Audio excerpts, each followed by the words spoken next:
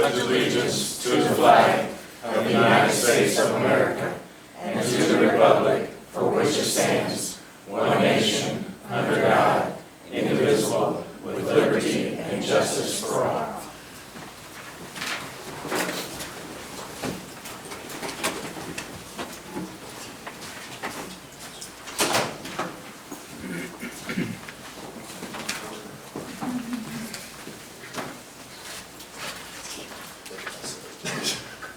Mr. President, I move that the board approve the July 12, 2021 agenda. Second. Motion made and seconded. Vote.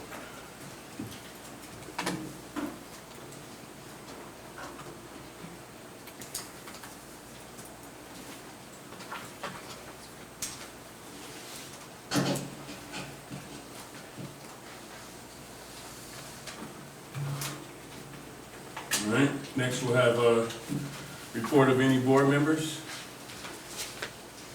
I'll go. I had the honor of attending the MSBA Igniting Great Ideas Summit in Springfield on June 18th through the 19th, where we talked a lot about the teacher shortage issue in Missouri and in the nation as a whole, and also a lot about recovery funds with the pandemic and how to utilize those to the utmost ability, make sure we were aware of everything that was available. And I said it last month, but I'll say it again. I was bored during a lot of those talks, which that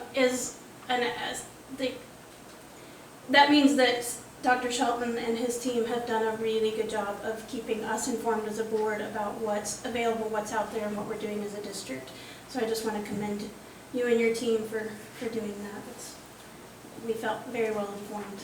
And then I had the honor on June 28th of meeting with a Raytown High student that she's going to be, I can't remember if she's going to be a sophomore or a junior, that's my bad, named Kayla Beecher. And for her Girl Scout project, she wanted to discuss possible changes regarding the health curriculum in our district, especially with mental health and what we're teaching. And so I met with her and Dr. Mixon on that day, and it was really neat just to see like what our kids see as what's important to them and to their fellow students. And so I just want to encourage all students, like, feel free to reach out to us as board members. Like, we love to hear where you're at and what you're thinking and what you would like to see changed or what's going well. So thank you, Kayla. I'll mention something to tag along with what Beth said about the conference. A lot of times we focus on our own shortcomings and things we need to do better in, and there's always something, and we know that. But at a conference like this, we see that in a lot of ways we're much further ahead than many districts, and so it makes us thankful for what we have in many different areas, including finances, including our strides with diversity and different things like that. So it's good when we get to go to those conferences to, we don't always like to compare ourselves to others, but sometimes when we get that chance, we end up looking pretty good. So, and then also at that conference, I think some of you will be glad to know that the DESE director of testing, and I don't know what her title is or what her name was, but I asked her point blank, are you guys going to give us some stability now on the testing, because it hasn't been, and it's just been ridiculous. And she promised that there was going to be. Do you agree with that? That's what she said? To a degree, I think she promised as much as anybody in that position can promise. But Yeah, probably. So we asked her and told her it needs to be stabilized, and we need to know what we're going to be tested on going forward on a regular basis, not changing every year. And she did acknowledge the issues that we've had in the past few years. Anyone else? All right. Moving forward.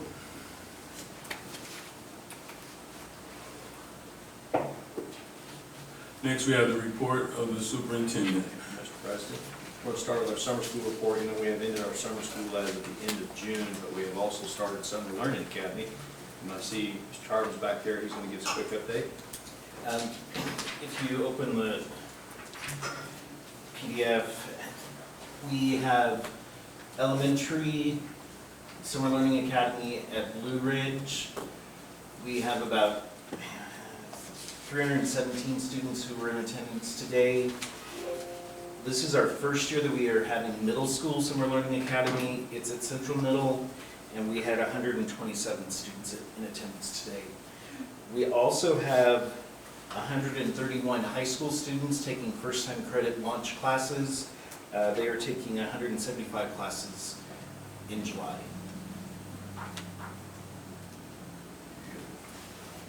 And I want to piggyback onto that and talk a little bit about COVID and what we're seeing and what we've experienced kind of through the year, first part of summer school, and also kind of compare maybe us to other areas in the state, because we know there has been an uptick in the cases from the new strain that has popped up, particularly in southwest Missouri.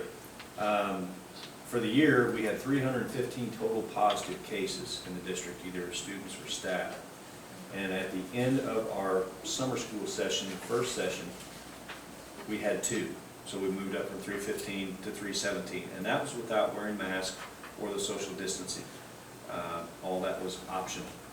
And then I think we've had 2 more additional cases in the last few days. Now, when you compare the COVID cases in Jackson County, and they are ticking up a little bit, and I'll be making a point here, and I'll get to it in just a second. Jackson County's 7-day average is in the neighborhood of 10%, roughly, and that's up from what it used to be. It dropped all the way down to under 5 at one point. Hospitalizations are still low.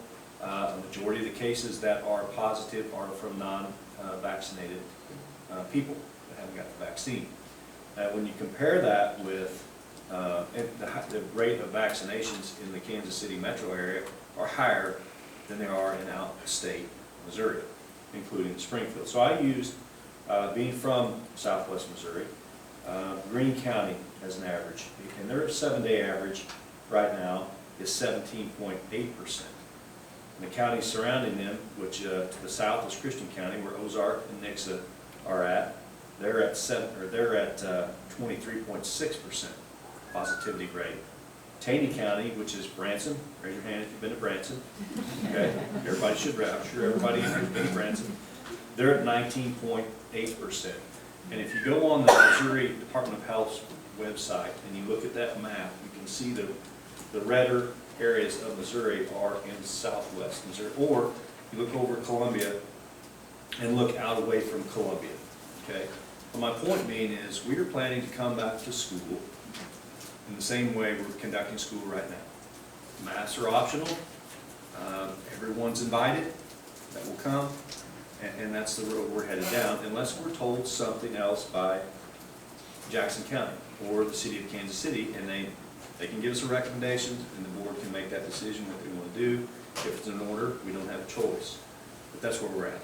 And that's, Mr. Burton and I talked, he thought it might be a good idea to kind of bring people up to speed where we're at. Right now, we're keeping our fingers crossed. We are in a good place here. So, any questions? Okay. And I do like that we had that many high school students getting additional credit in July. 2 of those are not at my house, I can tell you that.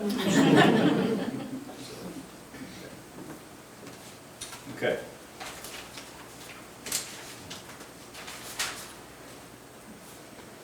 Grant writers report, just quickly. We have pending requests right now of $430,000 basically on mental health services.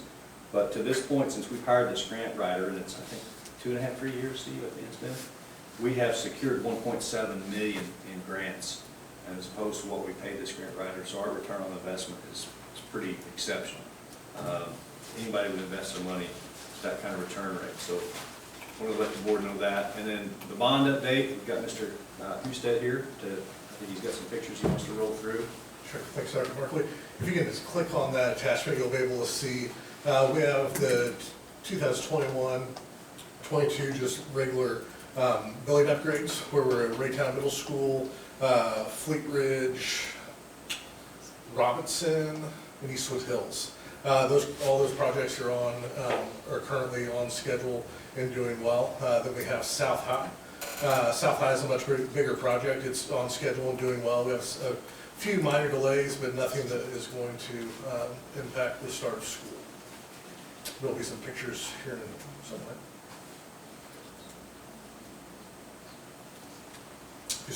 Keep scrolling down, then you'll see that's the new scoreboard that's currently installed at video board at South High. We're doing the same thing at Raytown High. They just got started on that one this week. Scroll on down. That is the band and choir room at South High. Those are barjoists getting painted. They started sheetrock in there now, but it's going to look fantastic in there as well. Josh, when's the estimated finish date for the band and orchestra? So substantial completion's on 7/31, and then we did have a delay in the cabinets, the Wenger cabinets that go in, and they're supposed to install on the 9th of August. That's the rest of South High Gym where we've painted. That's Fleet Ridge where you can see, that used to be the old VCT tile where we've pulled up all the tile, grinded the concrete and polished the floors. It looks great. I think that's the last picture. Are there any questions from anybody?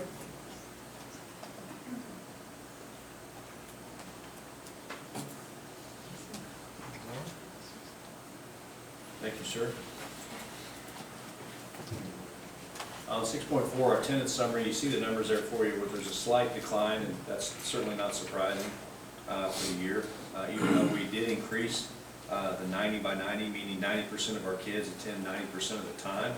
And we know that that is a high mark for the annual performance report that we used to get. And we haven't had one. Mr. Moore alluded to the fact of the testing where we haven't had an annual performance report in I think 2 years, probably it'll be 3 years coming up. When we get the next one, we don't know, but the testing is certainly off. And now with the pandemic, with attendance and many different things that have thrown in there, my guess is they're going to, and we have not heard, but MSIP 6 will probably start anew with that, and then they'll build the 3 years and give you hopefully your 3 years of data and build on from there. We'll see. That's what we'll be pushing for.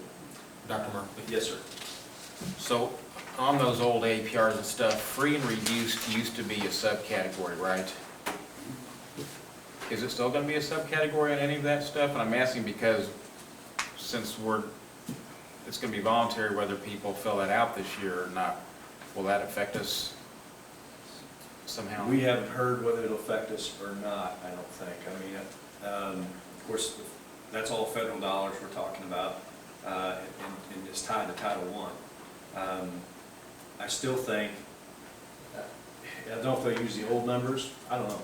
So there's a state statute that actually addresses periods of time where there's a pandemic, and it refers back to, in this case, it would be 2019, 2020 school year. So more than likely, they will go back to that data and use that data to determine those subcategories within the world of testing in our groups and our subgroups that you're talking.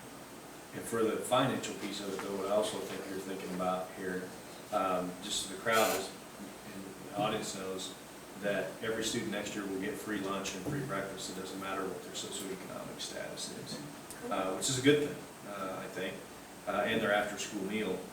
So we're going to be reimbursed, one would think, at 100%, but most likely not. But I'd say it'll fall between, if we're 70% free and reduced, and 100% somewhere in that neighborhood, and then based on usage as well. But we're still going to try and get as many to fill out the free and reduced Well, application there's as possible. so many areas that use that. Yes. It's not just Title I, Right. and not just testing. There's all sorts of, like even these grants we're talking about right there. So many people ask for that number, and the problem is that there's no incentive to fill those out. We are going to have to do a lot of chasing and encouraging folks to fill these out because it is still important for us. So it's not going to do any good to give them a free lunch this year to fill it out. No, so we'll have to figure out a way to help them out.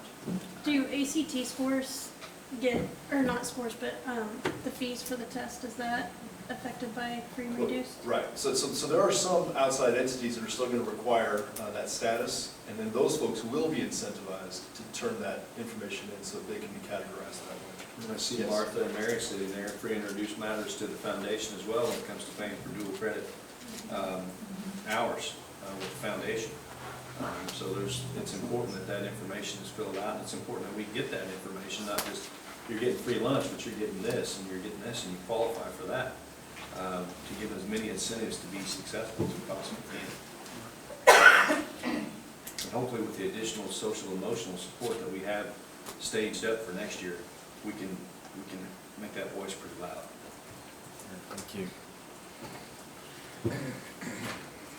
6.5 and 6.6, Dr. Huff, you're gonna, 6.5 and 6.6. Yes, so we're, speaking of social emotional learning, Trauma Smart is training we've taken some buildings through, and we're going to take some more buildings through. Our goal is to get through all of our buildings eventually. This is very in-depth training on how to work with our students that have been through trauma. And trauma takes all sorts of different phases for students. It could be a traumatic event. It could be more of a chronic trauma that students are going through. But we do know that it's clear that we need to have an all-encompassing approach to making sure that our students are successful. Robert Cordell is here today, and he's going to talk a little bit more in depth about our Trauma Smart training. Thanks, Dr. Huff. Yeah, the Trauma Smart training is provided by St. Luke's Health System to the Raytown School District. It's staff from Crittenden Children's Hospital. So it encompasses training of an entire staff. Last year we trained 2 elementaries, Westridge Elementary and Spring Valley Elementary.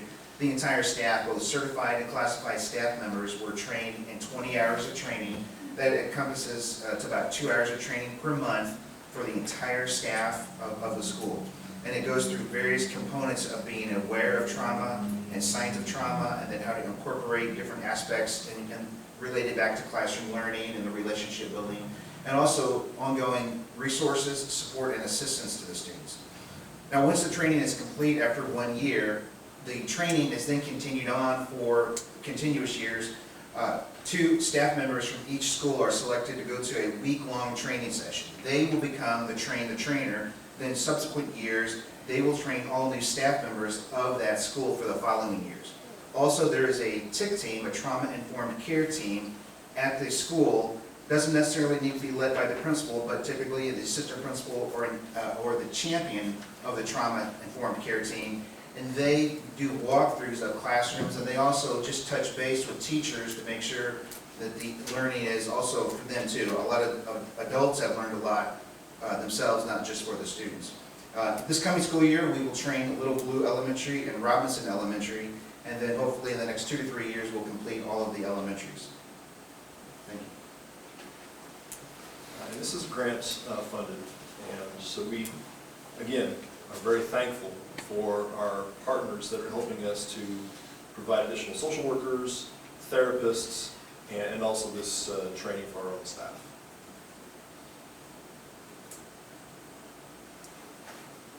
I have a question. I understand the focus is on training individual schools. Are we looking at using any of the grant funds or opportunities to train our resource people or counselors so that all schools have some type of person with trauma smart knowledge in the school, even if their staff hasn't been trained? For the Trauma Smart training in particular, it's per each building, but we are hoping that with some additional funds, we'll be able to additionally train counselors and social workers as well. For the federal grant mentioned earlier, the federal grant, DOJ grant, that is going to provide some additional training for Raytown High School and Raytown South for the staff members for being aware of signs of suicide. And that will be some training we do right at the start of the school year, and that's for all staff as well. I should mention too that Robert has a plan for regular meetings with social workers and counselors to talk about these sorts of support structures we can provide with our staff. And yes, the counselors and social workers through their training have gone through training for this sort of support system. What we want to do too is get them together so that we have this kind of cohesive approach. We believe that there's a lot of expertise in the room when we bring all those folks together, and we do want to provide a very unified front. We know that when our students come back in August, it's going to be hard for a lot of them. They're not used, a lot of students aren't used to being there every day. Some students haven't been back to school at all. And just getting up on time in the morning and being, with it all through the day is going to be a challenge.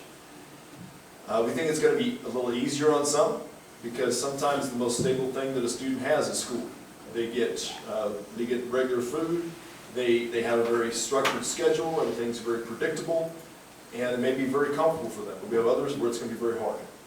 And that's part of why we're training our staff up to recognize signs of students that are in stress. Very important for us.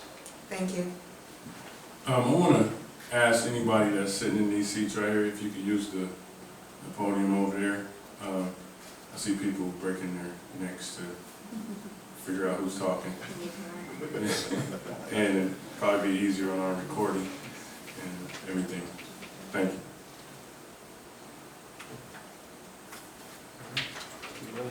And speaking of that, I'll go ahead and move the podium.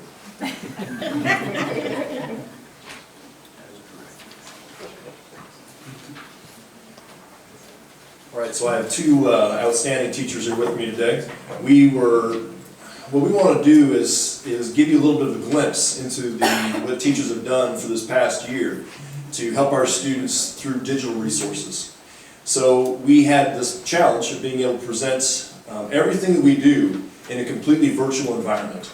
So we bought a lot of additional resources. The two resources we're going to show you tonight are new for this past year. And we said we'd evaluate everything at the end of the year to see if we wanted to continue it. These particular resources, it was very plain. Staff did not want to lose them at all. We actually found that almost all the resources we brought in were very helpful for staff, even when we have students in person. And so these resources are going to continue for us into next year. So I have Ashley Burden, who is standing in the back right now. She is a physical science and biology teacher, depending on the year, over at Raytown High School. And she's going to be presenting on Gizmos. And then Felicia Storm, who's sitting there, she is 5th grade at Fleet Ridge. And she'll be presenting on Nearpod. First of all, thank you guys so much for having me. In the last 15 years, this is probably one of the best things that's been given to us as a staff. I know some people in my building were using kind of the free version for a while, and when this was able to be brought to us, we were pretty pleased. I teach both biology and physical science, so there is resources for both of those, as well as math, and from elementary all the way through high school. And so for me, what I like about it is you can do a lot of them as standalone assignments. They were great virtually. You can do them standalone as well when you were in person. What I'm going to show you guys is one that I used. I've done something similar in person, but then there's always been this kind of gap where we just kind of had to stop, and this is going to allow me as a teacher to then show students these are how you can start to amplify what you're learning and how it's actually really, really useful. So I'm going to show you guys a little bit about how this works. So for Gizmos, one of the really nice things is what they've done is when you find one that you like, and you go down to the student exploration sheet, there's 3 options. There's a straight PDF that you can't modify. There's a Word document. And they also, this past year, made Google Docs. So for us as teachers, we could download that, make a copy, and then we could modify it however we wanted and push it out to our kids via Google Classroom. So that was super great. When we were virtual in 2020, we had to turn all of our own into Google Docs. So this was super helpful for us as teachers. It cut down on a lot of time that we had. And then, any of these you can just kind of modify as you deem appropriate. So one that I want to show you guys super quick is one called Feel the Heat. In physical science, one of the major concepts we talk about is heat exchange, whether it's heat releasing reactions or absorbing heat reactions. It's a really challenging concept for students to understand. And how I've always done it is, mix a chemical with water, you take a temperature, it went down. Okay, so that's an endothermic reaction. It's it's absorbing heat. You put chemicals together, temperature goes up, it's exothermic, it's releasing heat. talking about breaking bonds. And then that's just really as far as we can get, because chemicals are expensive. Sometimes they can be a little dangerous, especially, I know Dr. Huff and I were talking about, ninth graders. Got like 30 of them in the back, you're trying to wrangle. So this is a really nice one that you can use. And so the thing that I like is, for this one, you can test different powders, which I would do that in class anyway to an extent. But you can have students create their own like heat pack or cold pack, and they can do various tests. So I'm going to change what material it's made of. So maybe I'm going to use like Mylar. And then maybe I'm going to determine what chemical I want to use. Maybe I'm going to use some sodium bromide. I'm going to throw that in. Students can change the amounts of liquids, the amounts of powder, so they can manipulate everything and collect data. So they're not just getting the same thing as, a kind of standard. When we write labs, we typically know the outcome, just because that's a little bit easier. So sometimes on these, they're getting to come up with their own thing, so they can manipulate whatever they want. You can show data in graph form, table form. That's almost always the case, no matter what experiment you're running, which is super cool. And then you just, a lot of them, you're just showing your data, you're hitting play, and you're, mixing stuff together, as you can see, and whatever. I know. I need to reboot my computer. I'm supposed to. So then you can collect data, and you can take snapshots of that data. You can put it into your Google Doc. You can, there's tons of comparison questions that you can have. It's super useful. So for us as teachers, I know at Raytown High School, we shared a ton of these. I wrote curriculum for regular physical science, and I helped inform resource physical science curriculum for 3 days this summer. We put a lot of these in there. And again, because of this Google Doc option, or even the Microsoft Word option, it's really, really useful to modify. It kind of takes a little pressure off of us to write. I've taught science for 15 years, and I've written lots of labs. It is a very, very, very time-intensive process. And so for us, I know, like me personally, it seemed like it very much, made it easier for us to work together and talk about things that worked, and helped our students kind of extend and expand on what we talk about in class. So this is what I didn't use last year, but I found it, and now I know how I can use it to extend learning for something I've done before, but bring them up to being able to run their own experiments. So, yeah.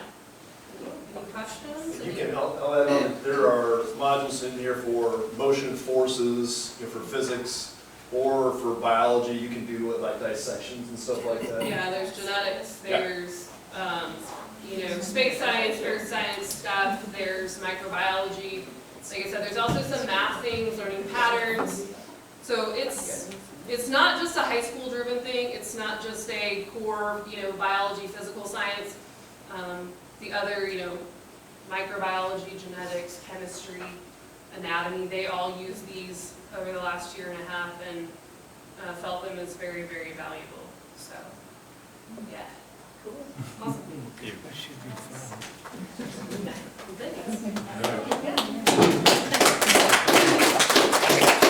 I think it's interesting, the lesson she chose to share with us was feel the heat. It wasn't, no mess. Straightforward. All right. Well, I'm Felicia. I teach 5th grade at Fleet Ridge, like Dr. Huff said, and I use Nearpod all the time, all day long. It was especially useful during the virtual setting, and also a great help in the classroom every day. I would usually start my day off with questions like this for students to fill out. They would just click the link, post it on Google Classroom, and they could tell me, that would let me know what their day is going to be like. Do I need to triage with them? Do I need to talk with them? Because starting our day is so important, and getting to know how are they feeling. Maybe I need to give them some space, and this is a safe place for them to let me know that. They won't see, the other students won't see them whispering to me, and I'll give them some time and they can let me know what's going on. So that's how I start my day with Nearpod. They also have this feature where you can create a Google slide. So my teammates and I actually created and worked on collaboratively a Google slide for math exit tickets. And students can read the question, and on the next slide, they can actually do their work and show their work, and I get that feedback and I can grade it and see it. And they're all in one place, so there's not, I lost my paper, I can't find my pencils, like it's right here, it's ready to go. And then my team and I can like share that information and that data together pretty quickly. So that's another way that I like to use Nearpod. One of the best features about Nearpod is they have these vocabularies, and they're super fun. Kids love them, I love them, and it's a great way to engage them into the beginning of that lesson. It grabs their attention. And so I did this one with one of my classes to just kind of like, food chains isn't necessarily one of our standards, but it's some background knowledge that they needed to know. And so they like to have these, and these are pre-made. I can start my lesson with it and then continue on with my plan. And I will take it back because I was playing with the sun, cause it's got a lot to give. Shine a light on the plants which the animals eat, and that's how we get the energy that we need. It's the food chain, everything's gotta eat. And then we make it to a dot here, and it has like discussion questions embedded in it, where we can talk about what we just heard or what we just listened to, and or they can, if it's something I want to do towards the end as a review, they can use that and enter it in, and I can look at what have they gleaned, what do we still need to work on. And then another favorite, especially during the pandemic, was I had to be gone and the students were still in the classroom. Or if they're absent, I can do a student-paced lesson and they can still listen to it and they can still do it and I can still see it. So it's like they haven't missed that lesson, they can still get that lesson on their own time or during a break in their classwork in classroom. But what I did here, because this was a day I had to be gone, I taught a lesson, or it was a review lesson to see did they know prefixes and suffixes. And down here, I actually Prefix is a group of letters placed before the group, for example. Recorded the lesson for them. So it was a self-paced, the substitute told them, this is the Nearpod your teacher wants you to do. They would all log in, and then all the stuff had to do was to make sure that they were where they were supposed to be. And it was like I was there to teach them that, even though I had to be out of the classroom. It's also a great way if students were quarantined, that they could then do that at home like the rest of their classmates did. And then at the end they have this interactive matching to see how much did they really pick up what a prefix and a suffix it was. And then they had a fill in the blank to tell me what does not happy mean, which piece do we need to put before happy. And so then I can click on these reports to tell me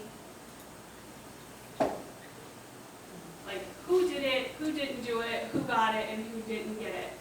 And so then I can click on that to show me what percentage got the prefix part, but they still need work on the suffix. So I use it across all subjects in the morning for triage, and they like to play this game that Nearpod makes for you. It's called Climate, and they get to race each other to the top. Whoever gets like the first answer quickest or the most accurate, and they love that game. When I tell them we're going to do a climate, they're like, yes! And then we do the climate, and that gives me more data to know like who still needs some intervention and who's got it. Is it similar to Kahoot in that sense? Yes, the climate is similar to Kahoot, but a lot of them are already like pre-made and standard based. You can like click on which standard you want to look at, and it'll bring up, okay, this is what I'm trying to do. And I can edit those too. I can go in, add my own questions, or take a question out that I know we didn't cover, didn't get to, and that's the great thing is I can do that with any of the pre-made lessons on Nearpod. And I do that a lot because like, well, are these great effects already in here? I just need to add this question to this or this quiz to this one. So you answered a question I was going to ask. It looks like both these programs will be good when they're substitutes that kids can work on their own. Yes, or if they have to be quarantined or something like that. I found that, like I used Nearpod a that a lot when I was told student has to be out 2 weeks, can you help us gather some things? And I was like, well, these are the Nearpods we're doing this week. If they just follow this, then they'll be caught up. Any other questions? Thank you. So Ashley and Felicia were asked to come today because they're power users. They use these programs extensively, are very, very good at using them. We have found that both the programs are being used extensively by a lot of our staff, so very popular.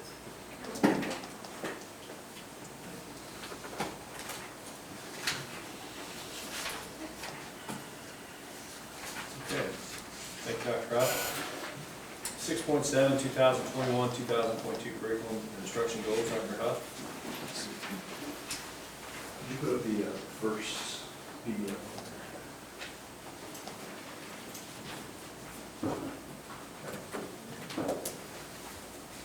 I'm hoping that this document is familiar, as familiar as possible to most folks. This is the document that drives what we do in CNI. So we have had this same document now for several years, and we've had the same goals now for several years. We went through a process this spring using our teacher leaders and our CPL, our Committee on Professional Learning, as well as our administrators, asking them, are these goals still relevant for us? Are they still accurate for the direction that we want to go as a district? And we did not change the goals at all. We felt that they were still very accurate. There's another document that's attached there that has a little more specifics about the goals. So it talks about our expectations and how we're going to measure what we're doing. And we did change that very slightly, mostly just some wording, but the concepts are still very similar. So just as a review, we decided to have some icons that went along with this. Danielle Nixon and her team put these icons together for us. And if you're over at RSEC, you'll see them all over the place. And they're visual representations to help us remember that if we're looking at the blocks, we're talking about math, and that we want to improve what we're doing in math. If you see the little call-outs, we're talking about what we're doing in collaboration with each other in our data review team process. The big heart, what are we doing in cultural competency? To recognize the need to address all students' needs and to recognize that all students come from a very unique place. And we should not only recognize but celebrate our differences and use those differences as a springboard to make all of us better in the future. The pen and pencil, the pencil in the book, talking about our reading and writing skills, our nonfiction and technical reading, and our argumentative writing. And then the question bubble, the question light bulb there, that we want to ask questions, appropriate and thought-provoking questions throughout our lessons. And so as a teacher, I mean, you saw the presentations we had here, think of all the questions that a teacher could ask, embedded in Nearpod, embedded in Gizmos, and then just questions out loud, that are more than just yes-no questions, but require students to have deep thinking about the content. So it's about volume and it's about quality of questioning. And so we still believe that those are 5 very important goals for us in CNI, and we present them to you as goals for this coming year. Questions on those?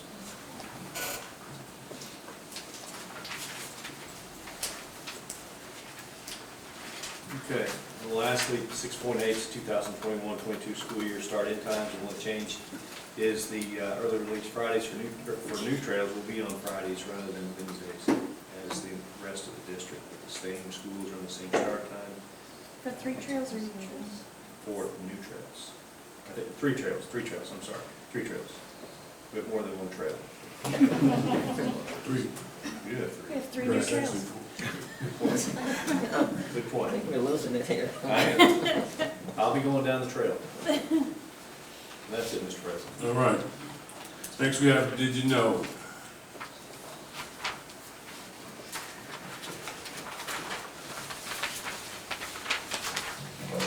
All right, good evening. On Did You Know, we have high school students participating in the National Speech and Debate Tournament. Raytown High and South High students both participated in the virtual tournament, June 13th and 19th this year.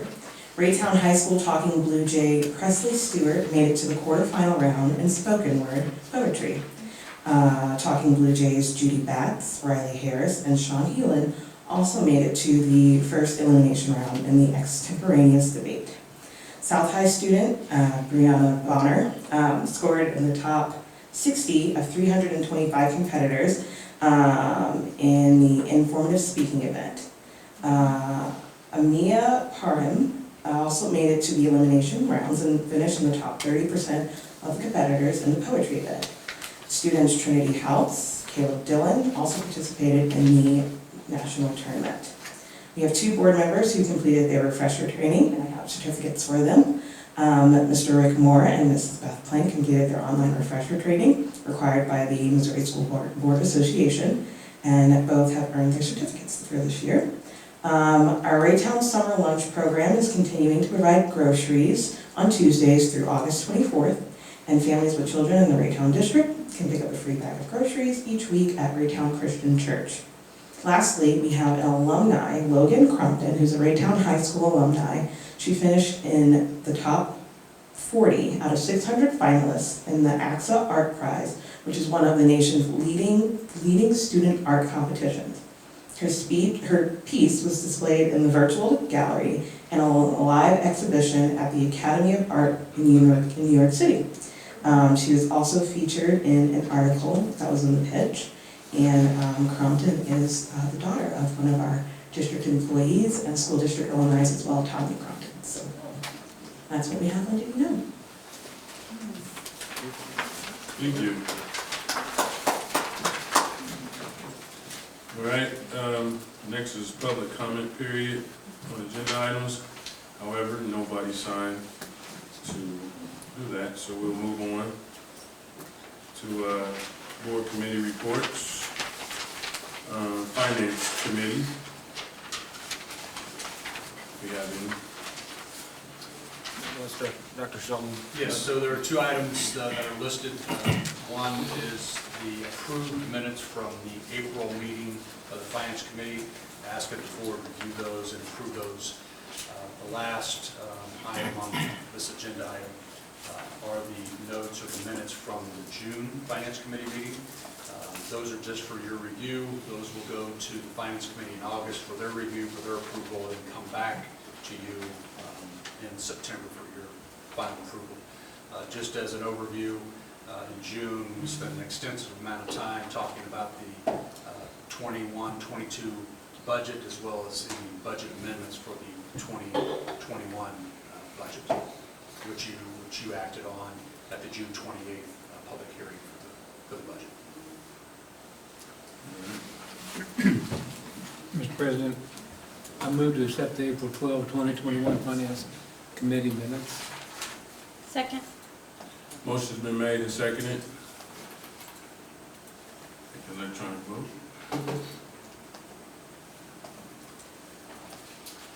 For your information, the Finance Committee meets 6 times a year, every other month. Our next meeting will be in August.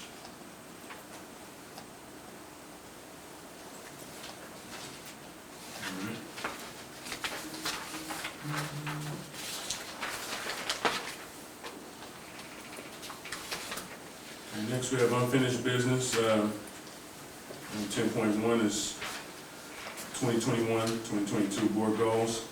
I am still drafting those. If any of the board members would like to send any other information or want anything to be considered as a part of the draft, you can email that to me or just communicate that to me, and I'll have those ready for us at the next board meeting. So we don't need to take action on that tonight? It says it's an action item. No, not tonight.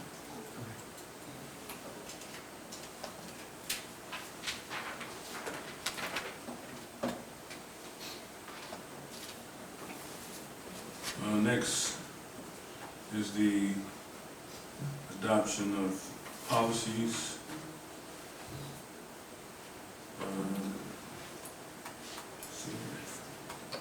think we've read these. Yeah. The motion, son. Make a motion. Mr. President, I move that the board adopt policies AC, prohibition against illegal discrimination, harassment, and retaliation, EBAB, hazardous materials, EBBA, illness and injury response and prevention, ECG, animals on district property, and IGBCA, program for homeless students. A second. Motion's been made and seconded. Vote.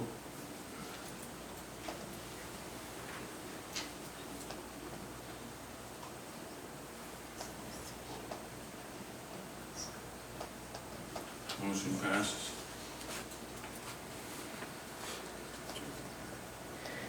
Next, for our new business, we have a first read of policies.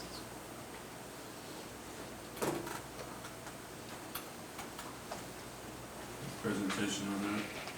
I'd like to just respond that the board policy committee did meet and review those policies, and they've recommended them to come forward to the board. And they'll be brought back for second and final approval next month.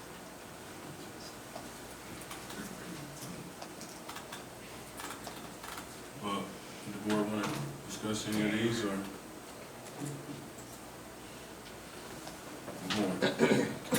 All right. Next, we have the interviews to be conducted for our vacant board member seat. We will conduct the interviews in alphabetical order. Ms. Johnsonberry, would you please take a seat at the table? Is there a table that we have her to take a seat? We can move one. Take a short break. Oh, yeah. Let's take a short break, and let's have Mr. Watson and Ms. Swain. You guys would follow Shelley to step out for a second. How long is the short break? Let's do 5 minutes. Are we ready? I think so. All right. Ms. Johnsonberry, we're going to give you a second to introduce yourself to the board. All right. Hi, everyone. I'm Natalie Johnsonberry, and I am an experienced teacher and a parent in this community of 3 wonderful girls. I've been married and in the district for, my goodness, I'm going to say about 15 years. So I love being in this community, and I'm just someone who has a sense of dedication, and I want to bring all of my skills and assets to the board. All right. So what we're going to do is each board member is going to ask you a question. I think 2 questions. All right. And we'll start with Ms. Salisbury. All right. Good evening. Good evening. My question is, what is your understanding of the phrase cultural competence? Culturally competent, or to be culturally competent, that means that my perspective as a teacher, that's the lens I'm going to speak from, is that you have policies that are affirming and that are equitable in your classrooms, so that you are inclusive in what you do, and that can extend to your curriculum. Also, from a broader perspective, from my lens as someone who will be a school leader, you need to be culturally competent with your policies, for example, discipline, to make sure there's no disproportionality in how we serve students. So we also need to be culturally competent in being able to work with all families. And so all of this leads back to being inclusive in everything we do, so that we help our students and we don't harm them. Thank you. You guys, I could just go as Mr. Landish. Okay. Are you being encouraged, sponsored, or asked by any group or organization to run for board? And if so, what group was it? I'm not being encouraged or sponsored by any group. I have had a number of our stakeholders who have approached me because they saw when I ran for the Board of Education in my campaign in April, so they believe in what I can bring to the district. And I just want the opportunity to be able to represent fellow parents like myself, teachers, to do what's best for our kids.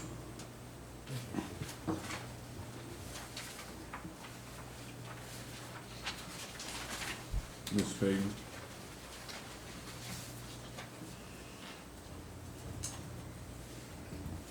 Next question is, what do you see as the greatest challenge or top priority at this time for our board, and what are your suggestions to deal with these? So I feel like there are a few priorities, one of which was mentioned earlier today, and that is, as we move toward getting our students back in school full time, we are going to have to pay attention to social and emotional issues because students have had, significant impact. We've had parents who are at their wits' end because they've seen their student who used to be someone that was happy decline. And as you guys mentioned, you are going to institute programs like your trauma-informed care. And so my suggestion, and I promise, I had this in my brain before I came here today, but increasing your training, also having a way to monitor the students in the classroom. Also, as a teacher, there needs to be a way for there to be collaboration across the board so that if, say, you teach English and someone else teaches math, if they're noticing something going on with students, then they need to be able to have a better platform to communicate. I also think that as wonderful as Raytown is, we have some issues with declining enrollment.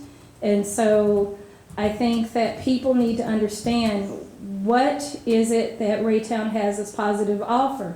We have so many things, but are people aware of it? So for me as a parent, there were honestly some things that I didn't even know, and I'm going, wow, I didn't even know we had that in Raytown. So how can we publicize that more? And I think that goes with how we communicate. There also needs to be two-way communication so that we can be more informed from our parents. The last thing, and I'm going to go back to this, is discipline. What are our statistics with discipline? I've heard that these are high, and so we need to look at practices, restorative practices, being more socially conscious with how we discipline. And so those would be just off the top of my head some suggestions that I have. Thank you. Thank you. Mr. Moore? What do you see as the top one or two financial concerns of the district? And at what point would you feel it might be necessary to ask voters for a tax increase? Well, just overall, I think some of the top concerns right now, and I understand that, and this is just being a community member, there are people who don't understand the bond issue. You have parents who are already overly taxed, so I think that they need to understand why we are having these continuous improvements. And so when you think about the impact of COVID just on a typical family, one thing that we need to be conscious of as a board is being careful of what we ask of our stakeholders. And I don't know if I answered everything.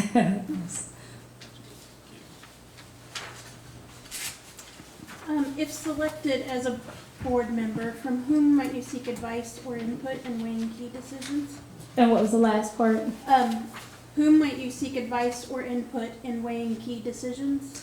Okay. Well, as a board, you all have access to our state board, and I think that is a very powerful resource. Also, as a board member who wishes to continue to be informed about decisions that we're going to make, we can examine what other boards have done, and we can look at the decisions that they've made that have been beneficial. But also, unfortunately, there are sometimes decisions that are made that have a negative impact.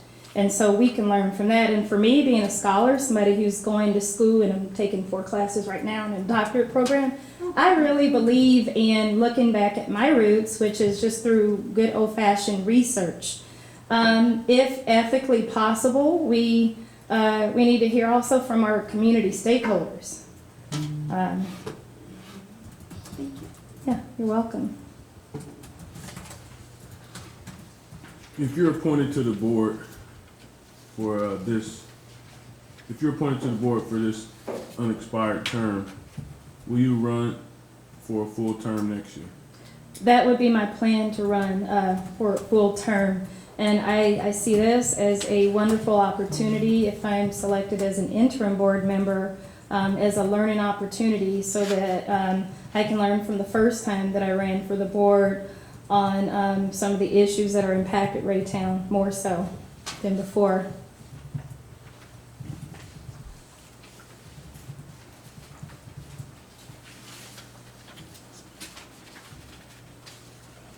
Yeah, I know.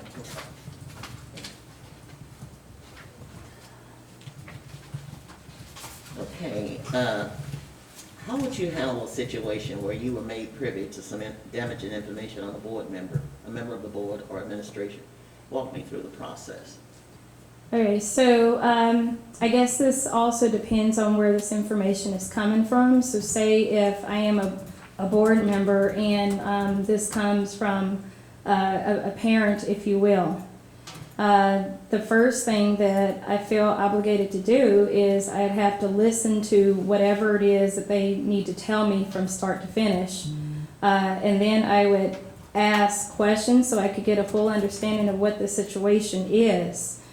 Also, because I am a person of integrity, I would have to approach that board member and ask for more information. And it could be that maybe they have a way to rectify whatever the situation is.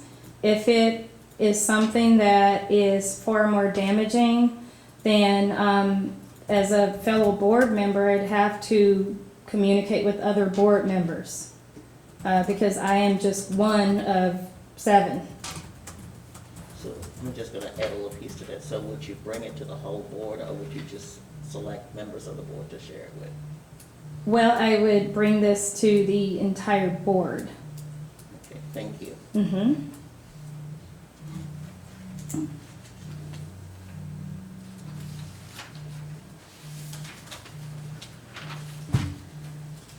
And I think that you've done probably an amazing job already in answering this. But the question is, what is your motivation in becoming a board director? Well, to be perfectly straightforward, I have a vested interest. I had 2 of my daughters, they graduated, one just recently. I think she shook hands with you, Mr. Moore, from Raytown High School. And I have a 3rd daughter who will be a senior. She'll be a Blue Jay senior. And I am interested, just like every other parent, in my student having quality education. But even beyond that, when she graduates, I think, I believe in that for all children. There should be no child who doesn't have a quality education that is inclusive.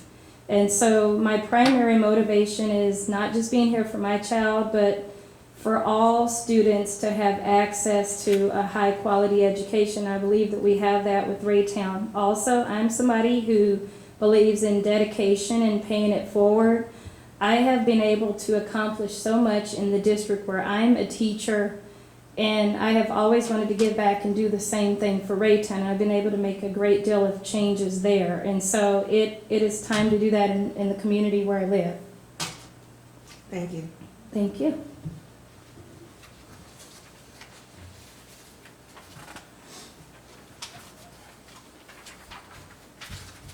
All right, what thoughts or ideas might you have on encouraging more of our staff to live within the district?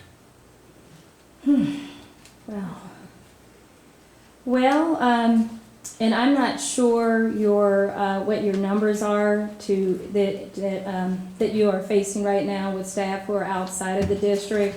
I mean, from some of the people I know, they do live in the district, and these are people who I could go on any given block and I can see them walking their dogs. But I would look at what are the benefits for remaining in the community. Are there any incentives? I mean, I know in other school districts there are incentives for people to stay within their district. And so if they're not looking at it from an angle of, okay, I want to live in my community where I can go to the grocery store and see my students in the grocery store. I mean, what could that be? So will they get discounts on their mortgage? Is it going to be something that you can offer them with other benefits?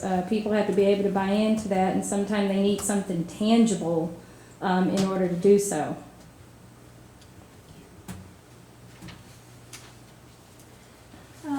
What is your availability to attend events that may happen on weekends or weekdays, such as conferences or trainings, district events, etc.? I'll be able to do those things. I think with me, everything I do is prioritized, and so I have an extensive calendar to keep up with what I do. And so I would be able to do that. I am someone, I'm always busy. I've never been busy, I've never been not busy my entire life. When I was a baby, I was probably busy. You can ask my parents behind me. But, so being able to prioritize, I would be able to do that. Thank you. Mm-hmm.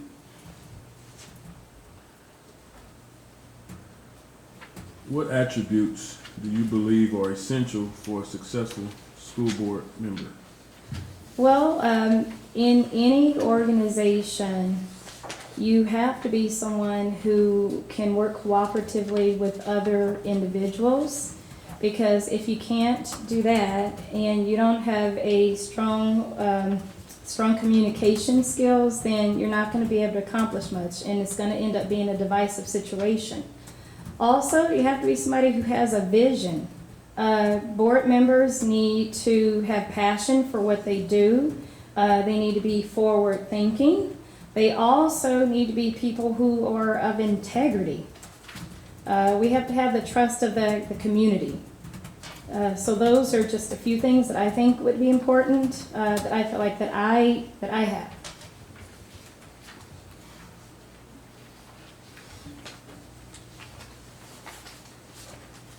Last question.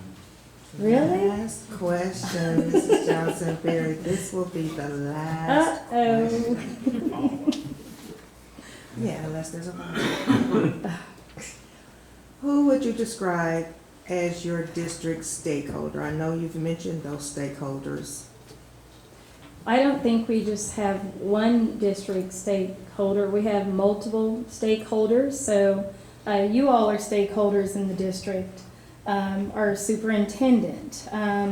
We have in our cabinet with our superintendents. We also have our parents. We have our teachers. We have our building school leaders.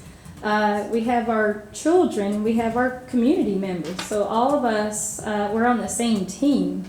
And so we're all invested in the same thing, which is that we want what's best for all of our students. Thank you. Are there any follow-up questions for Ms. Berry? Ms. Berry, would you like to add anything? Can I ask you all a question? Sure. Yeah. So if I'm fortunate enough to be selected in this process, what do all of you feel that you offer the board, and how can I support you? You have to bring donuts to the first. I can do that. I'll bring your favorite donut, whatever it is. Trust me, he will hold you to it. I keep promises. I can do that. And I don't know if anybody wants to, and you don't have to. Sorry. I would say seriously that everybody up here will just reach out to help you as much as we can to share. We all have different expertise in different areas and different things we like to focus on. So we would share that with you as much as you're wanting to know. Yeah, thank you for that. Appreciate it. I don't think I have any other questions. All right. All right. Then. Thank you. Probably 2 people are anxiously waiting out there. Are those your parents? They are. They came here to support me, just like always, like back when I was in elementary school. And when she was a baby, she was busy. Always. All right, thank you, everyone. Thank you. Good evening. Hello. Good evening, Ms. Swain. Mr. We want to give you a moment to introduce yourself to the board, and then we'll start asking you questions one by one. Okay. All right. My name is Jasmine Swain. I'm new to the district, and so are my children. We moved here in January during a pandemic, and I saw the opportunity to serve the community, so here I am. All right. We'll start with our questions. Good evening. What is your understanding of the phrase cultural competence? Cultural competent? Cultural competence. I don't know that I have an understanding of the phrase cultural competent. All right, thank you. Another way to say it might be cultural competency, or are we culturally competent? Understanding the cultural differences within your community and around you, the people around you, understanding that people of all different ethnicities have different needs and different wishes and different wants, different backgrounds. How can we, as a community, as a race, as a human race, be better together? That would be my response.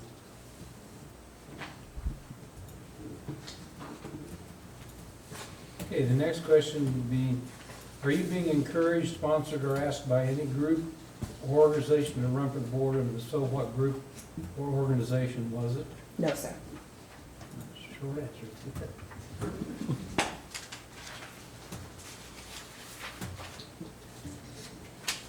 Next question. Excuse me.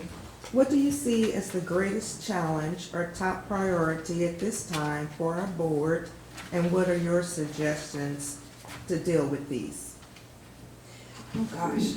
Well, I'm new, so I will take my perspective as fresh eyes, and I hope that my answer helps from just a mom coming in with fresh eyes. I was just speaking to your resource officer outside. We were having a lovely conversation, and one of the things that stood out to me when I moved to this area was the school district. When someone wants to move to a new area and they have children, what's the first thing they do? They check those ratings. Raytown School Board's ratings are not good online. They don't show a thriving district of children. That small, significant rating needs to change. Now, I don't have all the answers, but what I do know is that when those ratings change, not only do our kids receive a better opportunity. Oh, you graduated from Raytown? That's a good school district. Colleges look at our kids more. Our property values do better. Our children tend to be proud of the area that they're from when they can say that they're from an area that is doing well. And I hope that answers that question. Yes, thank you very much. I'd follow up on that one, Sure. since you mentioned it. So, agree with what you said about our ratings. I don't think they're fair all the time, but since you saw them, what made you decide to ignore them and move here anyway? That is a very, very fair question. So my family and I came down to the area when we found a home that we really loved, and we started exploring. We went to the grocery store, we went to the pharmacy, we went to a church. Everyone here was inviting.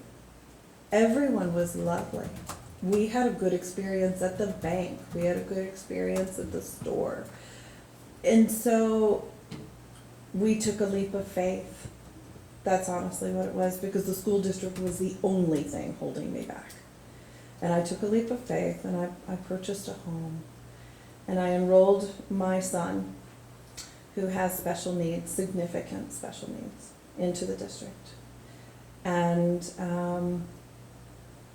what was interesting to me was that even during the summer program, which is all he's attended thus far, they met every need. They came in and offered everything that we had currently. They didn't try to take anything away. They gave us options. They looked at us as a family unit, not just a child with special needs. They obviously had had some training in the way that we talk to parents with special needs. They looked at how to help him. Everyone that was in that room for that initial meeting met every need that I had. And I was sold. Thank you. Yeah, see, that stuff doesn't go into those ratings that people It see doesn't. online. No, sir, it doesn't. And it needs to change. Thank you. All right. Being new, this might be difficult, but what do you see as the top one or two financial concerns of the district? And at what point would you feel it might be necessary to ask voters for a tax increase? That is a hard one coming in brand new. I would almost opt out of that question based on my inability to answer it with any type of real knowledge or research.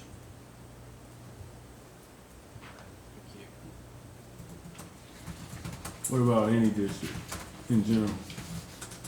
Any district in general. As far as financial concerns of school districts, and when we, considering the time that we're in also. Yeah, so that's kind of the unique, we're in such a unique space. We're changing and evolving in such an incredible way. And there are things available that I learned tonight from the two teachers that spoke, and from the gentleman that talked about the mental health program, the SMART program that's being implemented. These are things that I'm hearing about and learning about for the first time. And if there was ever anything that I feel like we needed to potentially put our finances into at this time, it would be those two areas. Helping the kids succeed that when they can't be at school, and that online learning program, and how to better assist our lower income families who maybe don't have access. But then also the mental health piece that this pandemic and all of its associated ailments that are causing in our kiddos. You know, we've got children that are going through, who maybe have a great home life, but they still are suffering from no friends, no connections. We're finally coming out of that a little bit, it feels like, but there's remnants left over that everyone, I feel like, is still dealing with. Thank you. Next question. If selected as a board member, from whom might you seek advice or input in weighing key decisions? Oh gosh. Well, in my line of work, I tend to rely on experts, certified individuals in their field, and those that are well-renowned. I can only say that I would offer the same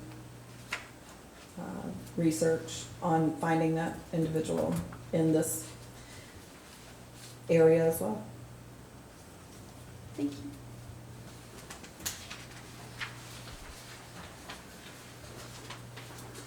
If you're appointed to the board for the unexpired term, will you run for a full term next year? I believe so.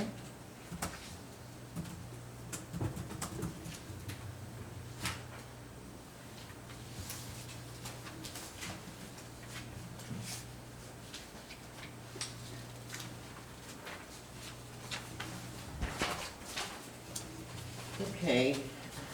How would you handle a situation where you were made privy to some damaging information on a member of the board or administration? Walk me through the process. Damaging information.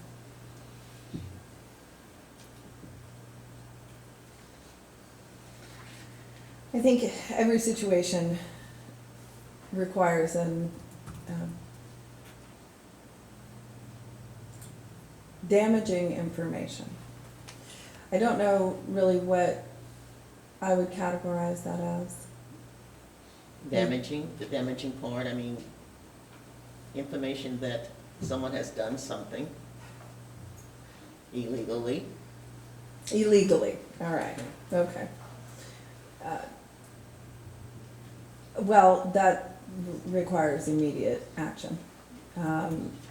Speaking to that individual, finding out that information, whether from them or someone else, would require immediate board attention and action moving forward. If it's illegal, then obviously the police should be involved, and I would make that call. Okay, thank you. How about unethical? Unethical is also, is it personally unethical in their own lives, or is it unethical against the board? We serve because we want to better our community and be here to serve a purpose for betterment. If it's unethical against the district, against a child, against something that is against why we are here, absolutely, that becomes a report to you and the other members of this team. I think I have been faced with this issue in the past, and I think that's why I halt on the thought momentarily. I have worked with a colleague who was unfaithful to his wife, and that was on a church board. That is not something that I wanted an entire board to know about. That was his mistake, but it was absolutely for his wife and he to know and discuss and to make their own decisions within their own marriage. So I think that's why I struggled a little bit with in what area we were discussing.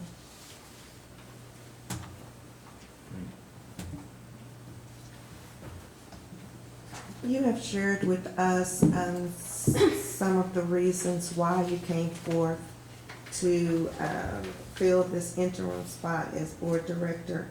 But can you tell us a little bit more about your motivation to be a board member? Sure. I have, again, so I am the mother of 5 children. I have 4 daughters, 3 of which are still in school. Well, no, I'm wrong. I had a senior last year. And I have one in college, so that doesn't quite count on this level. I have a senior this year, and I have a freshman this year. And then I have a first grader. My first grader is experiencing a different educational experience than my girls did. I have 4 girls and a son. I definitely want to be a part of their community, of their education, of their lives and how they are growing and learning. But I also, like I mentioned earlier, want to be something, I want to do something better for this district as a whole, for these kids, for the community. it makes so much sense to me to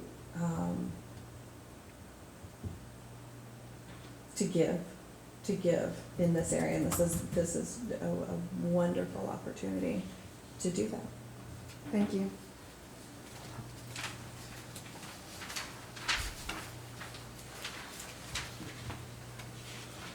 So since you are new, you might know some answers to this question. What thoughts or ideas might you have on encouraging more of our staff to live within the district?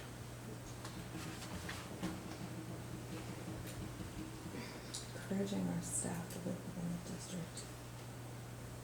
Well, I haven't done a lot of research on the open markets here. When I did move to this area and to Raytown, someone referred to it as Raytona Beach, and I said, why? It doesn't make any sense. And I had to be educated on the fact that Raytown is basically landlocked and it can't grow. And so because of that, I started thinking about our housing development here. Do we have growth opportunity in the housing departments and so on? I think one thing that we're struggling with, not on a city level, not on a metro level, but on a national level, and maybe more just in our metro particularly, because it seems so extreme. But there is a housing issue with, there's so many buyers and not enough homes. And so growth and development in this area would be really great, to be able to pull in, newer housing. But to get teachers into this particular area, I'd have to think on that. I'd really have to think on what those incentives look like and what we additionally could do for our educators. Next question. What is your availability to attend events that may happen on weekdays, such as conferences, trainings, district events, etc.? I make my own hours, so I'm pretty available.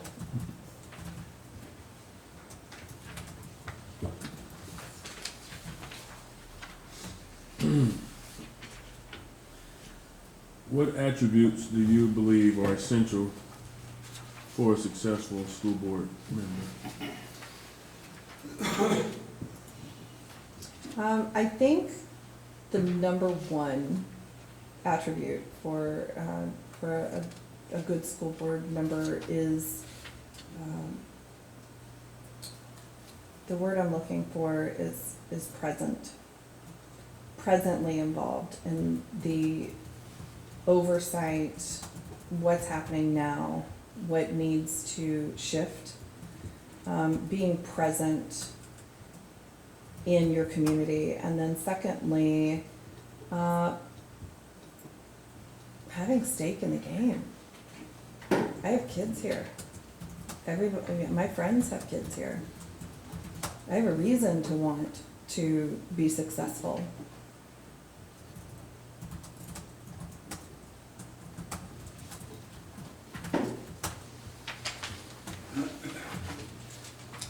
Another question. Who would you describe, and you've talked about our district stakeholders, but who would you describe as those stakeholders? Well, parents, I think are community, the community as a whole. These kids are gonna grow up. And having educated and well-informed children make great employees, they make great leaders, they make great communities. And so I think the stakeholders right now are the adults here. I hope that's answering it somewhat correctly in your question. Thank you for your answer. Any follow-up questions from the board? Just a quick one. What area did you move from to come to Kansas City? I moved from Liberty North. Is there anything you'd like to add or share with us? Well, my experience in the industry that I'm in, so I guess I should include that. I am a catastrophe director for large loss catastrophe events. Typically, I am the person, or in years past, I have been the person that puts boots on the ground. I am the person that is informing an individual whether or not their home is a total loss, whether or not their business is going to run again. I am the person that's telling FEMA whether or not they have enough insurance to pick them up and move them. I've done a lot of big immediate intervention in communities. And one thing that I think struggles and suffers the most in any type of a large event are schools and kids. Everybody did the absolute best they could during a pandemic, and man, everybody's nailing it. But I feel like one more, that was just one more thing on the books for me to be able to say, how can I help? What can I do to make a difference? What research can I implement to create a better opportunity? And so that's kind of my job in a nutshell. It's what I ask myself every time I walk up to someone's door. How can I help them? What do I need to implement? What are the guidelines? And I hope to, I guess, use those skills here as well. Thank you. Thank you. Thank you.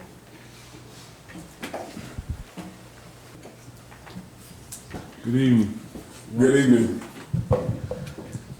We're going to take a moment to let you introduce yourself to the board, and then we're going to ask questions individually, about 2 per board member. Perfect. Well, good evening. My name is Michael Watson. I'm the Executive Director of the Raytown Emergency Assistance Program here in Raytown, Missouri. I'm also the married father of 2 Raytown High School graduates and a current rising 4th grader at Laurel Hills. All right. So we'll start off question. Ms. Salisbury. Good evening. Good evening.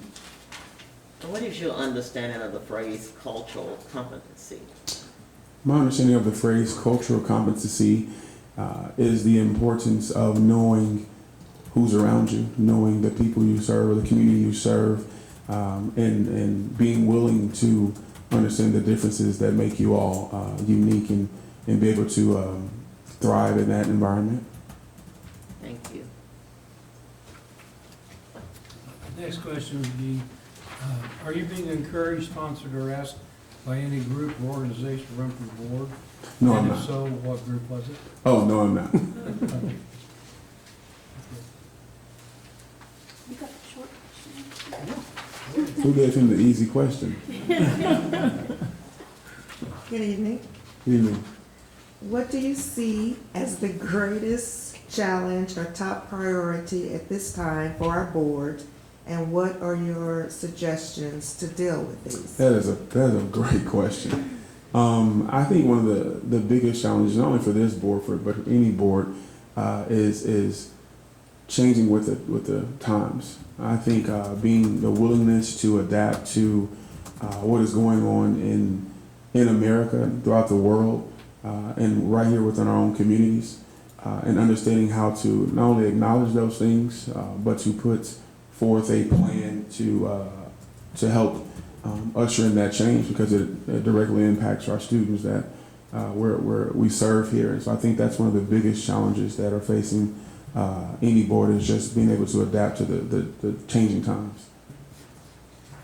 Is there anything you think about that needs to change? With us? That needs to change. It was amazing to see Dr. Huff and the goals this year, and I know they've kind of been the same, but just to see the cultural competency piece put in there, I think that was important. So I think just when it's going to having to be the changes that will probably need to be made, it's just being more intentional with the services that are provided for the students, the wraparound services. With the mental illness piece, I think is huge. I think it's important and vital with the Trauma Smart as well. So it's great just to see those things being talked about and being implemented. Thank you. You're welcome. What do you see as the top 1 or 2 financial concerns of the district? And at what point would you feel it might be necessary to ask voters for a tax increase? I think one of the biggest financial needs is probably having to deal with the attendance and how the state funds for per student. I think as student attendance kind of rises and falls due to the family, due to their financial situations and their ability to rent or own a home, I think that it is important to make sure that the district is in a good position financially to absorb if anything happens in a significant manner, or where students are pulling out of the district a little faster, or if it's vice versa, if students are coming into the district because of the services that the district provides, just being able to kind of weather that storm and be able to accept those students or prepare for the students who leave. I think in the case of asking voters for a tax increase, in that case, I think it would be if we were losing students and therefore we were probably losing positions or teacher positions and things of that nature, so that we can make sure our students continue to receive the quality education.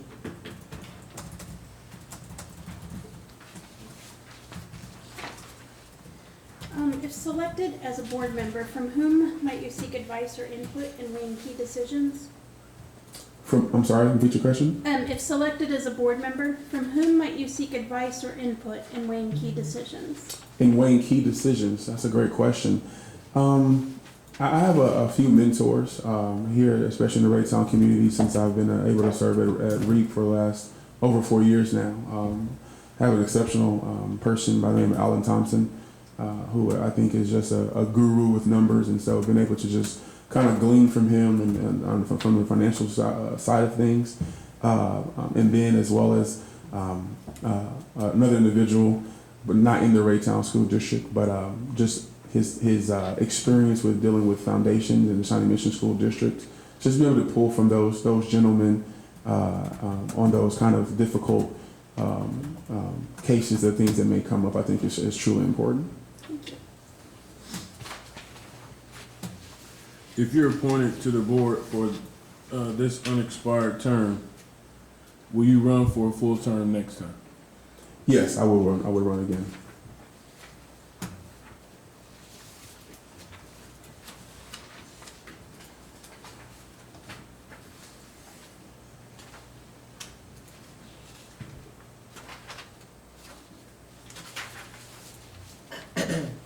How would you handle a situation where you were made privy to some damaging information on a member of the board or administration?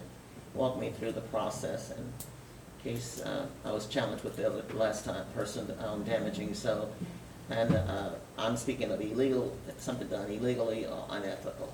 And how would I deal with that? Yeah, walk me through your process. I think the first thing that I would do is talk with the board president about that information, if I was privy to it, especially if it was damaging to a board member or could negatively reflect or impact the board.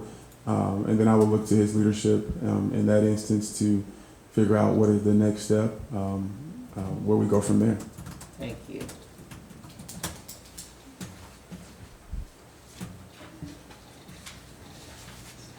Mr. Watson, what is your motivation in becoming a board director?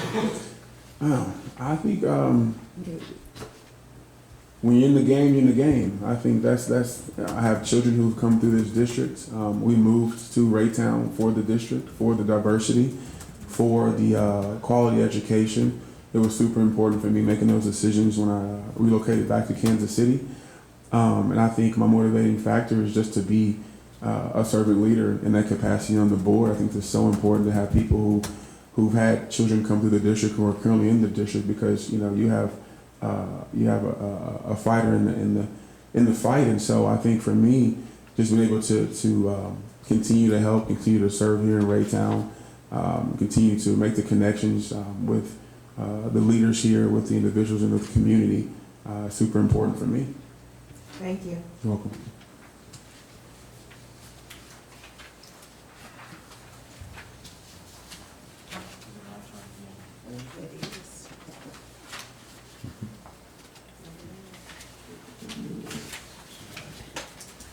What thoughts or ideas might you have on encouraging more of our staff to live within the district? What thoughts or ideas that I would have? That's a great question. I would think just being able to incentivize. I think that's at that level, and when you're dealing with staff and them having their own families, being able to tout that the staff actually live within the district, being able to incentivize them in some kind of way, whether it be compensation or a tenure. I'm not really sure, but I think would be great to be able to do that, be able to kind of tout that for potential staff members who may be looking to relocate to the district.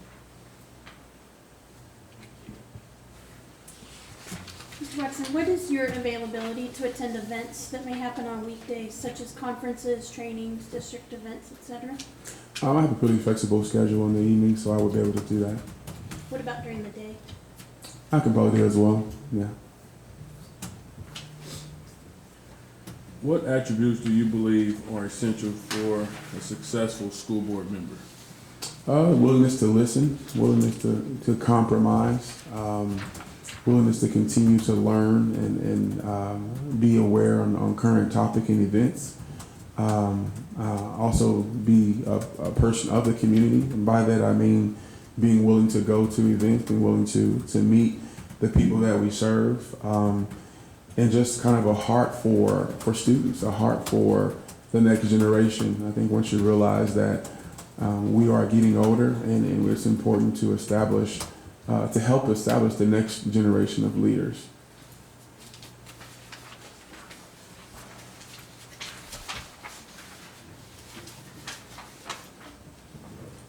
Next question. Who would you describe as our district's stakeholders? I think the district stakeholders are the parents.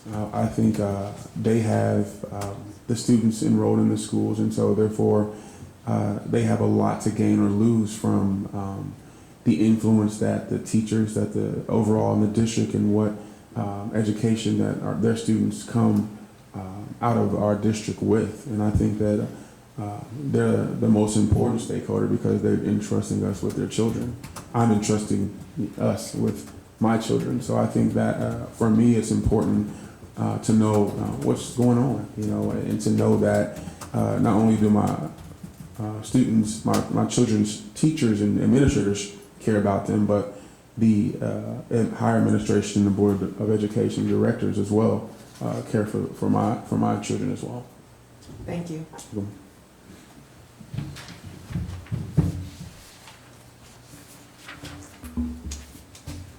Any follow-up questions? I don't really have a follow-up, but I served with Al Brown. The last REAP director served on this board. Did you ever have a chance to meet? I got a chance to meet him one time, and when I first took over the position at REAP, and I kind of learned the history of REAP, and it was really one of the reasons I wanted the position, just to kind of what he put forth, especially with that new building over there, and then before him, just kind of the history of REAP and why it was started. So he's one of those guys who, even when they call me Little Al Brown, it's literally when I go places, and you kind of just gotta go. That's not necessarily a compliment. Well, I think it's just for REAP, but they're like, hey, that's Al Brown, and I still get mail in Al Brown's name, and so he's just one of those guys who has a legacy here in Raytown. Is there anything you'd like to add? Like to ask? Add. Oh, add. Maybe that's what. No. I'm just excited for the opportunity. I got a chance to talk to the two young ladies who are also candidates for the board, and I was just excited listening to them talk about why they wanted to be members of the school board. And I think it bears well that when you have an opening, that people actually apply for it. And I think that is a nod to what is going on in Raytown, nod to Dr. Markley and the staff, and as well as as you all, because Raytown is on the uptick, and people are, not just checking the boxes anymore with Raytown. They're actually, oh, let me check this out. Let me see what's going on in Raytown. So I think that's exciting as well. Thank you for the opportunity. Thank you. All right.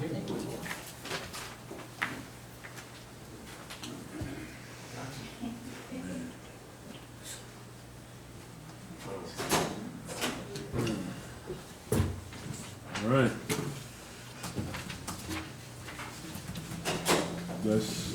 Let's discuss, let's talk.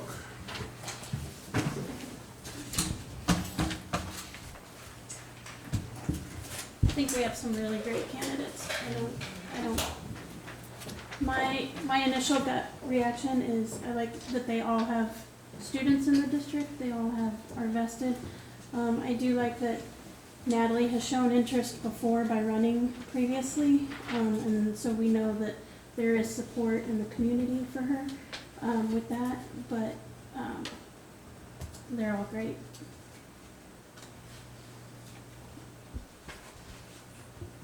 I think so, too, that the three candidates that we had, in fact, the other person that signed up was a strong candidate too, but we chose not to interview that one.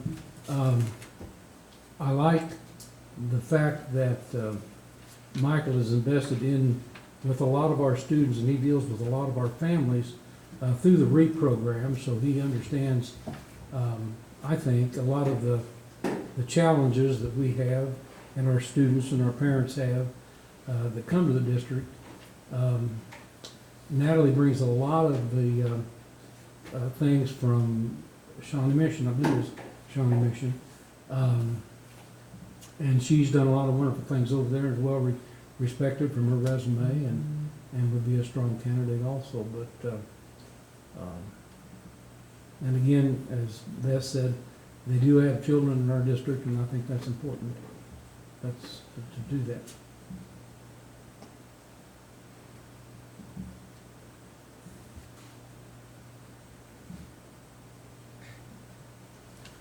Well, I personally like Natalie and Michael.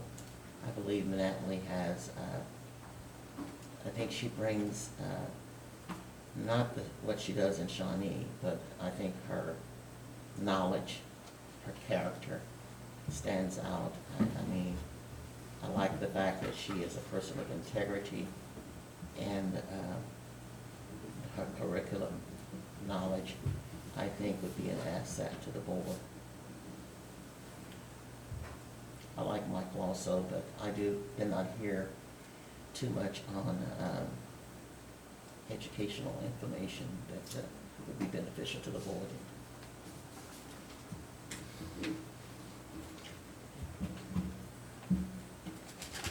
Mr. President, are you ready for nomination? I agree with you, Bobby, on that, just in the I sense think we that- need that. I didn't know if Rick or... Well, he was getting ready to say. No, I mean, we all heard everything, so I don't have anything to add. I wish we had two to fill right now, because I do think there was two that stood out, so. I mean, all three were good, but two especially stood out at this time. You want You're ready for nomination? nomination? I just agree with everyone. I think all three candidates were great, would be great board members. I wish there were 2 seats available as well. There were definitely pluses. We did not, there are definitely pluses. I think that being a teacher, of course, would bring a certain something to the board that we may not be strong in. I also, someone mentioned how Mr. Watson is tied to the community and our parents. And I like that. I like that in building our image as a board. I like that in having the different voices of the community that would come in. So I am confident we cannot go wrong with either one. And it does come down to which set of expertise would you prefer as a board? And I think that's just what it boils down to. Would you prefer someone strong in curriculum? Would you prefer someone that is a community servant that could bring, one could bring certain understandings of education and curriculum that we of course need. The other also brings something very valuable. So it's just a matter of what we decide is the greatest need at this point for this board to operate most effectively. Well, I think for us to benefit, I think you would need someone that has that knowledge. I mean, the community outreach and all of that would be great if we were doing a lot of that community outreach in the sense of this is a part of the whole makeup of the board, but the board also needs that knowledge in its decision making. So I would think that Natalie would be more beneficial to this board. And one of the questions that we asked the candidates was about their decision-making. Who would they go to? We have expertise to go to for anything. We have vested members of the community that we can go to. We have Natalie, we have Marie Tracy, we have people to go to that have that expertise. And like I said, it just comes down to what do you want to have, what set of skills and talents do you want to have sitting on the board, because the expertise is there. The administration, Dr. Markley, they go above and beyond to make sure that we have the information. Rachel gets the stuff out to, Ms. Johnston gets the stuff out to us early. So it just depends, like I said, on what we want sitting on the board, because the information is there if we seek it and if we research it. I guess I'll complicate matters. I think that the board needs that expertise itself without having to go anywhere. And also, one question that stands out to me is, and if I might, we will always have to go someplace because no one's going to hold the whole reservoir. Let me finish. No, I'm saying, but the board needs that expertise itself. But one question stood out to me was, if you're willing to run for the next term, and there was one yes, and that was Mr. Watson. They also did. No, one said yes. Natalie One said I said, plan to, and one said I would think so. oh, okay. That's true. Yes. But we could all take that all as a yes. And we have two candidates. I would entertain a motion. Mr. President, I would move that we appoint Michael Watson to the board. Second. Motion's made and seconded. Rachel, do we do this electronically?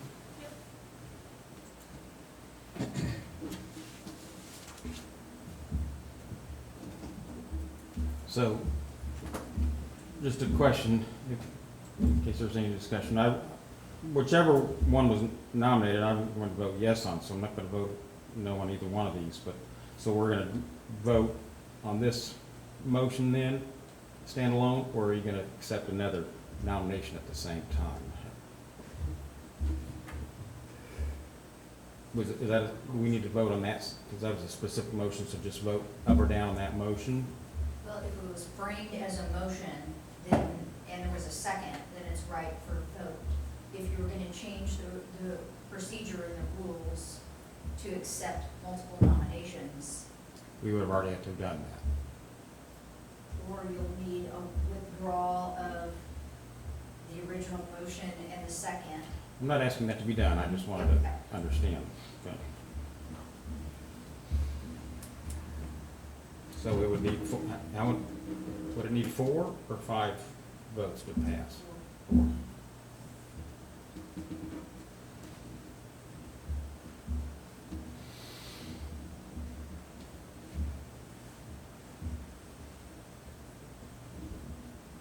Ready to vote? Ready to vote? Is this on, are we back on the system? Yes. Oh. Hold on, let me get there.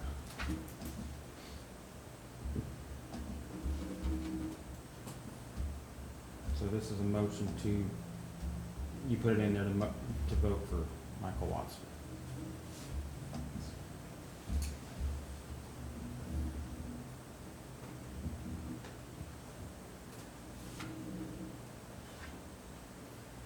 I don't think, well, my opinion is there should not be any abstentions on this vote. Well, there are because we're not all in agreement, right?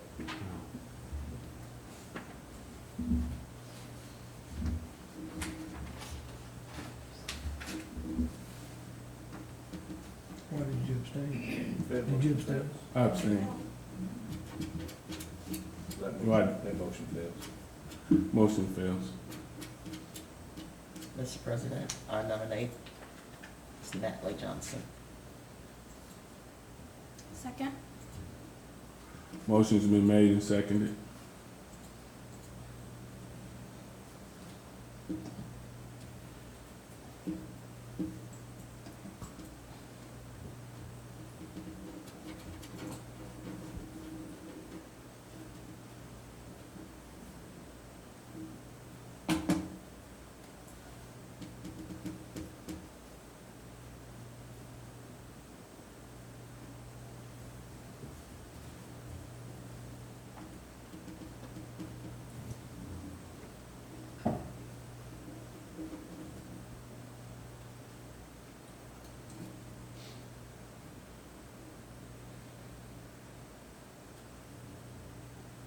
Motion passes.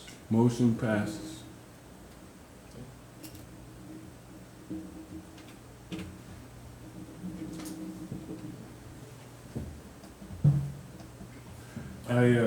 You asked me why. Yeah, I really couldn't see it until I asked the question. I couldn't see the yellow on mine. Oh, okay. And then I saw it, so that's why. I don't need to know why you abstained, it's up to you. None of my business. Well, I mean, it is our business, because I don't think it's good for board members to abstain on important votes just because they're difficult. The thing is, now I didn't abstain because it was difficult. I abstained because Michael Watson is a personal friend of mine, and I cannot vote against him, knowing that he would be a great member for this board. Also, I abstained the second time because I thought that would be a vote against him the second time. And if this board chose if 4 people chose one of these 2 people, then I'd be perfectly willing to live with that.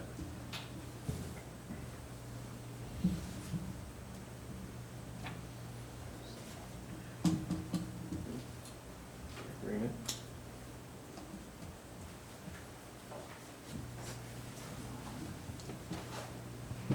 The Raytown Board of Education would like to congratulate Ms. Natalie Johnsonberry on being selected to fill the vacant seat of the school board.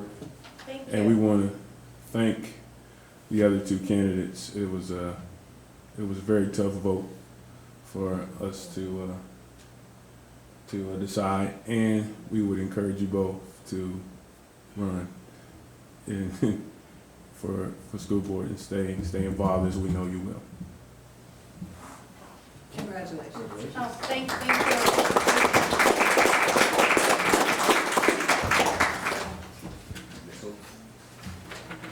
Now we'll take the oath of office. If you would raise your right hand and repeat after me. I do solemnly swear that I will support the Constitution of the United States I do solemnly swear that I will support the Constitution of the United States and the Constitution of the State of Missouri, and that I will faithfully and impartially and the Constitution of the State of Missouri, and that I will faithfully and impartially discharge the duties of school director in and for the Raytown C2 School District, discharge the duties of school director in and for the Raytown CT School District, County of Jackson, State of Missouri, to the best of my ability according to law. County of Jackson, State of Missouri, to the best of my ability according to the law. Thank you. You may have a seat.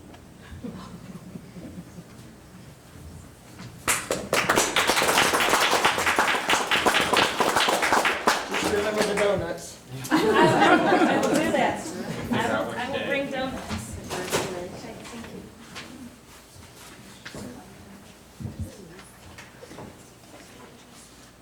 you. All right. Now let's approve the consent agenda. Mr. President, I move that the board approve the July 12, 2021 consent agenda as presented. Second? Motion been made and seconded. She'll be voting by voice. Yeah, should be voting by voice. Did you read all that?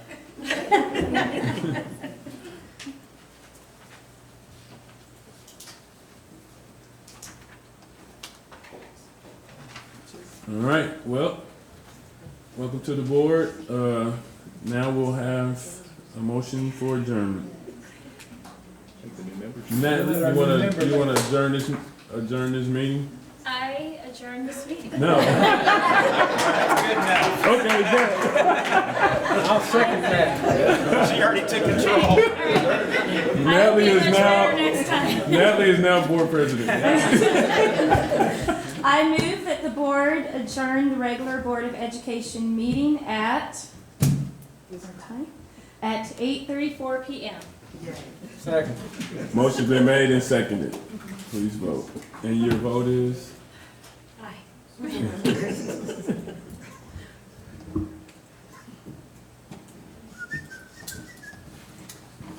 man. Meeting adjourned.